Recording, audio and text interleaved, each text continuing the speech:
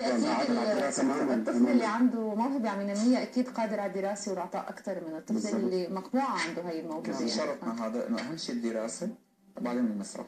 حتى كنا نقول لهم كلمه اللي ما حيكون علاماته منيح ما في نكمل، ما بيكمل فكيف تجيب علامات عاليه؟ اضطريت تدرسوا كنتوا ما في مجال. اول واحد رجعنا دعوات الحقيقه بعد العرض تفاجئنا نحن بالحضور الراقي والجميل وقديش شعبنا فعلا محب للمسرح ومحب ليكون مع الاولاد خطوه بخطوه. اجتنا دعوات وعم ننسق هلا لنشوف ان شاء الله. ان شاء الله يكون معكم توفيق. كل التوفيق. بس انا لي ملاحظه صغيره، حتى لو كان عندنا طالب علاماته مو كثير عاليين معلش يجي على المسرح ويشاركنا ويساعدنا، لعله متنقط حالات تشجيع، بس لعله متنقط حالات انه بحسن علاماته وبصير عندنا موهبتين دراسيه وغير دراسيه. هلا في منهم اجى علاماته منيحه تمام، ولكن مع المسرح طورت علاماته. هذا ما بنقول نحن عم نوجه دعوه مشان ما يفهمونا غلط انه فقط الشخص الناجح يجي، لا لا هلا كل الولاد بمطلق ناجحين. اذا بانتظار اما اعاده العمل او عمل جديد، وهذا ان شاء الله بنتمنى لكم كل التوفيق وعمل كثير رائع. المشهد الصغير اللي شفناه نحن هون